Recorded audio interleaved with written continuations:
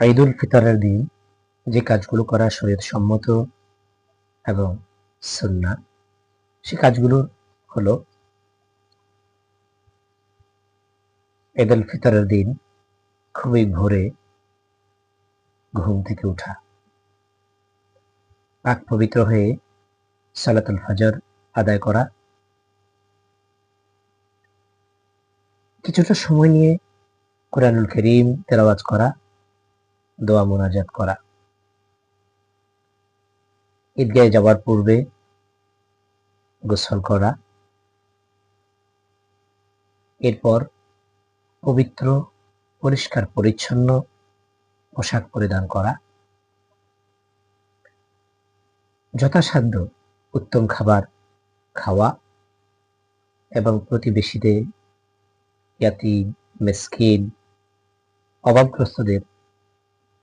সাধ্য থাকলে উত্তম খাবার পরিবেশন করা, আপনার অবাঞ্ছিত পশম, নখ, মোষ, এই সমস্ত জিনিসগুলো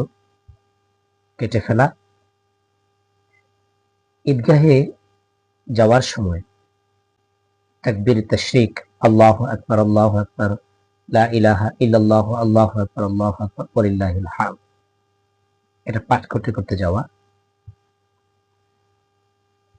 যথাসাধ্য ঈদগাহে পায়ে হেঁটে যাওয়া, এক রাস্তা দিয়ে যাওয়া এবং অন্য রাস্তায় ফিরে আসা। এখন আপনার যদি ঈদগাহে যাওয়ার রাস্তা একটা হয়, তাহলে ডান পাশ দিয়ে যাবেন, আবার ফেরার সময় ডান পাশ দিয়ে ফিরে আসা। ঈদগাহে যাওয়ার পূর্বে বেজোড় সংখ্যক খেজুর খাওয়া অথবা মিষ্টান্ন খাবার খেয়ে যাওয়া। অবশ্যই চেষ্টা করা উচিত নেশা পরিমাণ সম্পদের মালিক যিনি সুবহ সাদেক পর্যন্ত বা ফজর পর্যন্ত কোনো ব্যক্তি যদি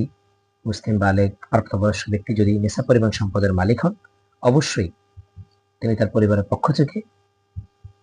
অথবা ওনার নিজের জন্য সাদাকাতুল ফিতর আদায় করে যাওয়া, ঈদের নামাজ যথাসম্ভব